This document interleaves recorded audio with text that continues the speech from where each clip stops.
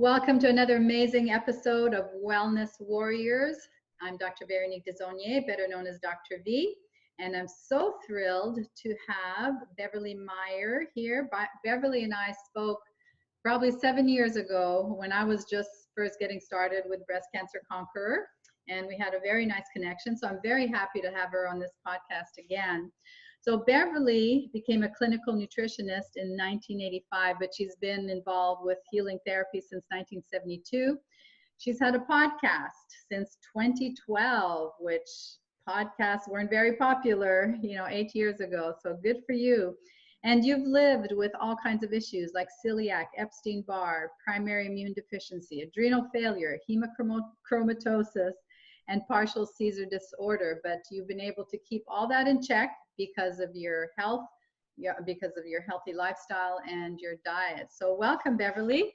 Yes, thank you so much. I'm really happy to be here and talk with you again. Yeah. So tell me, there's always a story behind a story. So tell me why you're doing what you're doing, why you're so passionate about healthy lifestyle and diet. Well, I think for me, it started when I was young, like before even a teenager, when I didn't quite realize, but I must have realized that I don't quite function like everybody else. And then in college, it's like, well, I didn't have cancer and I didn't have some terrible diseases that were in the hospital or brain tumors, but my body just didn't function well. And as I got older, I was very smart and could do amazing things with my brain, but my body could just never keep up. And I just kept getting sick all the time, and Epstein-Barr and very severe adrenal failure. They told me I'd die or be on steroids for the rest of my life. And I never took a single steroid. I worked my way out of that, but figured my way out of that. So it's always been one big hurdle after another. It's kind of like, well, now what? And eventually I gave up my businesses. I'd been in big business for years. And that, of course, was just too much. And at some point when I hit bottom again, I said, all right, that's it. And I'm just going to work on my health. And eventually I figured out, traveling literally around the world, seeing doctors, that I started to realize I know more than they do. So why don't I start offering my consults? And that's kind of where it started in the 80s. Awesome. Here I am. Good for you. Thriving and very healthy looking. That's great. So let's talk about, well, there's two distinctions here. There's iron overload, and then there's the genetic hemochromatosis. So let's start with the hemochromatosis and explain that to our audience. All right, so the first thing is ferritin, which is spelled with an F, capital F-E-R-R-I-T-I-N. And ferritin is a protein that, among its main jobs, is that it absorbs and holds iron in the body. As opposed to the iron in your red blood cells or moving around in the veins, ferritin is a storage protein for extra iron. Like maybe if you bleed or something, hey, we need extra iron. So it's a storage facility. So in genetic hemochromatosis, which comes down the family tree, it's particularly prominent in those of Northern European descent, like the Viking blood, the Scots, the Celts, the Europeans, and so on, that at some point, somehow, genetically, they became really efficient at extracting the iron from their food and storing it. So they must have bled a lot because it was a genetic advantage to keep and store iron. So genetic hemochromatosis, which is what hemochromatosis is, it's a genetic disorder. It means that all of us, men, women, and children, can absorb just too much iron from our food. And there's actually iron in almost everything we eat. There's another kind of iron overload. This is not genetic. It happens with, and it's also tested by ferritin, but it happens with, for example, postmenopausal women that are not having periods anymore, or women who have suppressed their periods for years for whatever reason. They're not bleeding anymore. So women who are not bleeding anymore and having that blood loss, or it can also happen to males who also are not bleeding, warriors, etc. The males are not the warriors, they're not bleeding. And also, we just don't live as long as we used to. So, you know, I'm going to be 68 in 2 weeks. So, you know, it's past my time. I shouldn't still technically be around necessarily. So it's been a while since I was actively bleeding, but I'm absorbing iron. And so that's the first answer to your question. So that's hemochromatosis, genetic, and iron overload. But what they both mean is that we have too high level of ferritin in the body, which has big side effects, which I'll tell you about if you wish. Okay, so someone goes to the doctor and they want to check their ferritin levels. What would be a normal range for a female in our, you know, let's say from 40 to 65, 70-year-old? Well, and here's the problem right there. Most doctors don't run ferritin, and that's just the truth. I mean, I've run hundreds of blood tests on my clients in my clinic since the mid-'80s. And when people bring in their blood tests, I almost never see ferritin on there. And if I ask them to ask their doctor to run ferritin, they just kind of shrug. The doctor doesn't really, they don't understand that it may be the thing, too much iron in the body, which, by the way, cut to the chase, you just donate blood to bring that iron storage down. But it may be the thing behind their joint pain, their thyroid problems, their falling hair, their metabolic syndrome, their heart disorders, heart palpitations, gut pain, elevated liver enzymes, diabetes. You literally begin accumulating iron in places where the body is like, well, I have all this iron, where am I going to put it? So now I've lost track of what was the normal range. The lab ranges. Uh-huh. So first of all, doctors don't necessarily run it because they don't understand the ramifications of high ferritin. Secondly, lab ranges are notoriously broad because in general they're averages of what average people's number might be. They're manipulated for cholesterol, but in most labs they're just averages. So an average ferritin from an average lab might say, oh, between 15 and 300, you're fine. Well, that's too broad. Range. Yeah. That's a little too broad. So in my experience, we want to keep that narrowed down to like 40 to 60, 50 to 70, somewhere like in that range. And I have seen people come in with a doctor report of a ferritin at 500 with a check by it. Doctor said, you're fine. I'm like, no, you're not fine. We need to figure out, is this, you know, let's get you donating blood. So we want it, the goal is we want it around 60 or 70. And if you're a menstruating female or a pregnant female, or you're an athlete, because they tend to lose iron in sweat and urine and metabolic processes, then we don't want to, you know, maybe okay, can scoot up a little towards 100. But generally, yes, we want that ferritin under 100. Okay, excellent. So what would be some causes of the iron overload? Is it, you know, dietary? Is it, what's involved with that? Well, most foods have iron. There's heme iron and non-heme iron, and that's just way too complicated. But the bottom line is that most foods have iron. But humans have a tight regulation on, oh, that's all the iron I need. I will excrete the rest today. And we just excrete it out.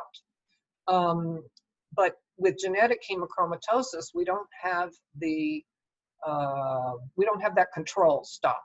We just like, okay, yeah, let's just take it all in. So we might absorb 80 to 90% of the iron in our food, and a quote unquote normal person might absorb 5 to 8%. So it can very, very quickly get up, and I've heard that ferritin can get up even 1,000 or even higher, and can actually be the cause of death, because one of the things about this high iron is you're like the Tin Man. It's iron oxidizes.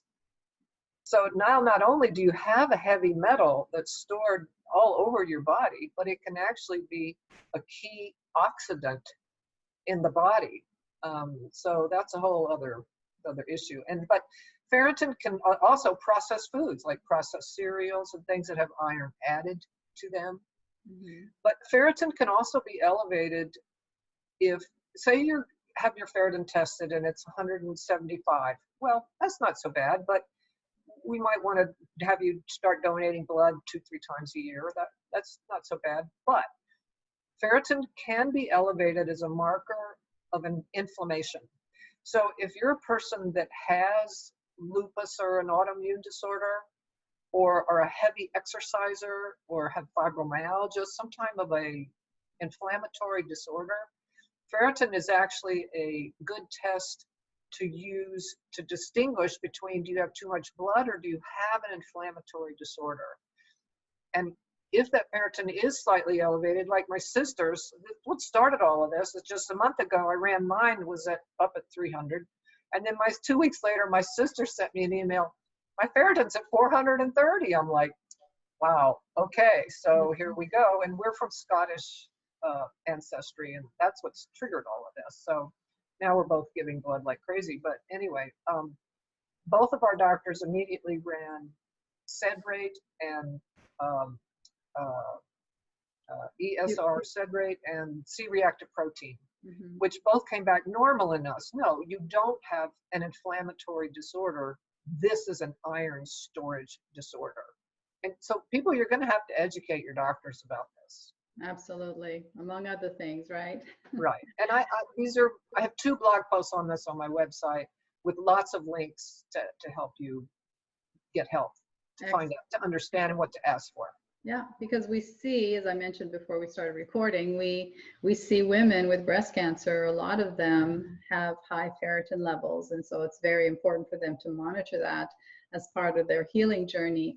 Now, what would be some of the symptoms of, somebody doesn't have a clue about their ferritin levels, but what kind of symptoms can that manifest in if it's too high? It is a wild card, but it's known for joint pains, abdominal pain, liver problems, heart irregularities, heart disease, heart palpitations, thyroid problems, falling hair, metabolic syndrome, weight gain. I mean, pretty much you name it. You think about it, I talk in analogies, and like I tell my clients, I say, look, you've invited 2 house guests for the weekend and 25 show up. All right, and that's how it is. You've got all this iron. Where are you going to put it? And it's oxidizing. It's a waste product, and your body's going to store it anywhere it can, and it's going to be in the way, and it's creating a huge need for more and more antioxidants in the body. And so we just give blood, and there are reasons why certain people cannot give blood. They may have had hepatitis or whatever, and then that's when your doctor needs to write a prescription for therapeutic blood draw. Therapeutic, yeah. Now, I know this is kind of off the subject of the iron overload, but Epstein-Barr, this is another underlying infection that we see a lot with women with breast cancer. And what's your take on Epstein-Barr and how to best manage that? Wow. Well, I had very severe Epstein-Barr in my 30s and 40s. Was hospitalized 3 times with it, and received immunoglobulin IV therapies for that, because I found a great old school immunologist, which fast forward now into my late 60s, and I diagnosed myself finally and was confirmed that I do have immune deficiency, and now I take immunoglobulin infusions every week. But in general, Epstein-Barr, it attacks the adrenals, and this is why you're so tired with it. That's when I went into adrenal failure, is that my adrenals went down, the Epstein-Barr just took off. I had immune deficiency, I didn't know it. But you have to look at what it's doing to the adrenals and support the adrenals. And then there are excellent antivirals that absolutely will work. I have a couple on my online store because I do, but there are some antivirals that will work. But people, this was hard for me to get at the time too, is that, you know, you can't overestimate the power of rest and the power of the word no. And, you know, we hate that. We hate being told, I'm sorry, but no, your life may have to change, you know. No, you can't go to Africa this year, and no, you can't be on the head of the parade committee, and you know, you just no, you have to honor yourself that your adrenals are really fighting this virus, and anyway, you can target antivirals into the adrenals, and it's one of the things I specialize in, but That's awesome. you can't come around. And ozone is not ozone can be really helpful too. Yeah. And the only problem is for people with iron overload, ozone is an oxidant. So, you know, I have done dozens and dozens of ozone treatments in my life, and they have helped with my chronic herpes and shingles and Epstein-Barr. But now that, you know, what's really interesting is once I figured out about this iron in me and started doing these blood draws, I had some immediate shift in my chronic herpes virus, which had been out of control over the last year, no matter what I did. And I've been treating this since I was 17. So I know a lot about the herpes family of viruses, which Epstein-Barr is in the herpes family. Wow. And I was just really at my wit's end, which is why I started doing all this research. Like, what am I missing? And that's how I ended up with the ferritin story. And I swear I had 2 blood donations 8 weeks apart, because you can't do them faster than that. And boom, the herpes just stopped. So apparently it was affecting my immune system. So this is why I say it's a wild card. And I'm not saying everybody with Epstein-Barr has high ferritin by any means, but anyway, it turned out to be a key for me. Absolutely, absolutely. And there's so many other factors, as we know, in developing any type of dis-ease in the body, and it always starts with the immune system deficiencies. So overwork. Yeah, overwork, not managing your stress, and not taking time for yourself, and all of that. Yes. Now, if there would be some words of advice concerning maintaining a healthy lifestyle and keeping, you know, on top of creating vibrant health, what would be 2 things that you would recommend at the top of your list? Absolutely at the top of my list, I just have to go with a grain-free diet. I think grains are the most inflammatory thing out there, assuming you're not eating, you know, hamburgers and sodas all the time, which is, you know, assuming you're trying to eat decent, clean food, but you're still eating a lot of grains. Grains are highly inflammatory, and they really trigger the immune system and exhaust the immune system. They attach themselves to your minerals. They create digestive stress, your blood sugar, your insulin. They're just little beasts. And arsenic is, I mean, rice is no good because of the arsenic. And so, you know, and of course it's a grass seed too. So anyway, I have to you know, you got to get the grains out of your diet, along with, of course, sugar and junk. And having a life with patterns really works for me. I have set bedtimes, I've set meal times. My day is organized around what works for me. You know, I set my clients, everything, you know, I do what works for me. And you have to empower yourself that you're worth it. This is what works for me, and I'm going to stick with this. Good for you. Yeah, I just finished sharing the book Circadian Code. And it's all about the rhythm and going to bed at the same time and getting up at the same time, and you know, your eating cycles and all of that. It's so amazing how we're part of the big you know, circadian rhythm of the universe and the planet. So well, I want to add a point to that, and that is that I encourage my clients to say, look, You want to go for the biggest piece of chemistries you can. I get very frustrated when people want tips and hacks. Like, oh, well, should I take turmeric with black pepper? By the way, turmeric helps block absorption of iron. So if you don't have a ferritin problem and you are a little anemic, you might not want to be taking turmeric. But that's beside the point. But little tips and little hacks, I'm like, you know, you got to look at your big picture. You're exhausted, you're doing too much, your food's not right, your bedroom's too hot, your sheets are synthetic, you're sweating, your mate is an abusive bully person. You know, you got to look at the bigger chemistry, Yeah. not the little tidbit hacks. And this is just, it's one of my frustrations as a clinician is let's go for the big chemistry. Yeah, absolutely. Look at the big picture first and then whittle it down. So you have a free gift for us.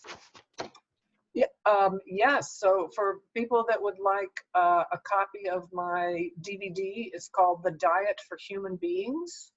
And there's a code for this that they can go to my website and buy my DVD, download or streaming. And when they go to checkout, in the coupon code, just put my DVD, all caps, one word, and they'll get that download at no charge. That's awesome. Thank you for that gift. So we'll post that in our notes when we post the podcast.